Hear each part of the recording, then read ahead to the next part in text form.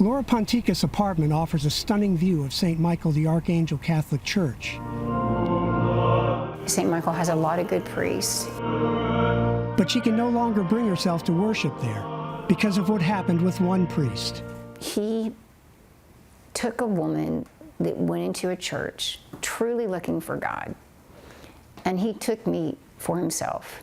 Ponticus says Monsignor Frank Rossi, former pastor of St. Michael's and who for many years helped handle sexual abuse cases for the Galveston-Houston Archdiocese, led her into a 2-year sexual relationship, at the same time providing marriage counseling to her unsuspecting husband. Ponticus says Cardinal Daniel DiNardo, leader of the Archdiocese, agreed that she had been abused, and that his staff promised to make sure Rossi could no longer minister to women. They said all the right things. You are a victim, you are courageous, we owe you everything. But then their reaction was completely different. In April, 3 years after first reporting Rossi to DiNardo, Ponticus decided to write to the Vatican. The list of priests who have abused children and adults is significant and seems to grow with time. I am so sorry to say that the Church has been too willing to protect offending priests and less concerned regarding the pain of the victims. The U.S. church hierarchy has barely begun to acknowledge the problem of clergy manipulating adults under their care. DiNardo, who is also president of the U.S. Bishops' Conference, is heading up a meeting of that body this month on accountability for sexual misconduct. Ponticus says the first intimate embrace with Rossi came just 4 months after he presided over her church wedding. Afterward, she called him. And he said, "It's okay, it's of God. Let's give it to God and see what he does with it." She claims the relationship was consummated. At the same time, Rossi solicited more than $1.5 million in cash, art, and cut-rate building projects for St. Michael's from the Ponticus family and their construction company. Eventually, Ponticus realized how wrong it was for Rossi to absolve her of their adulterous relationship.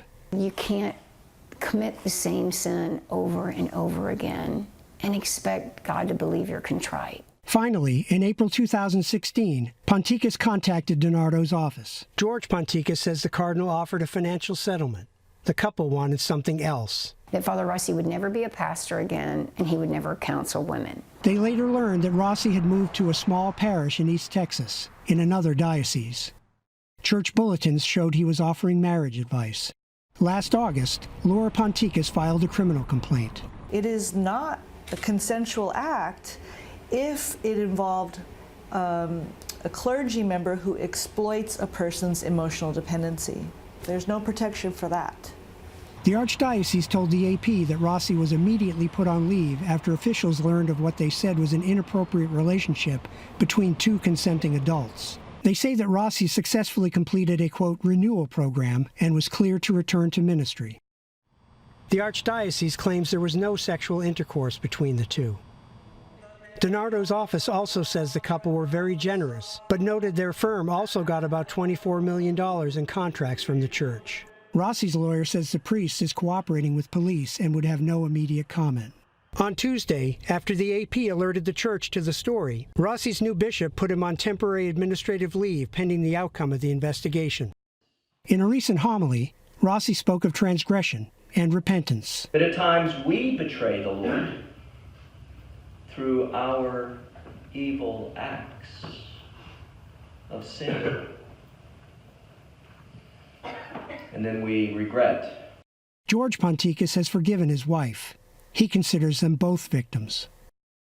Father Rossi became a part of our family, and he lied to me. He is done with the Catholic Church, but his wife says her faith remains intact. I love the sacraments. I believe in every bit of it.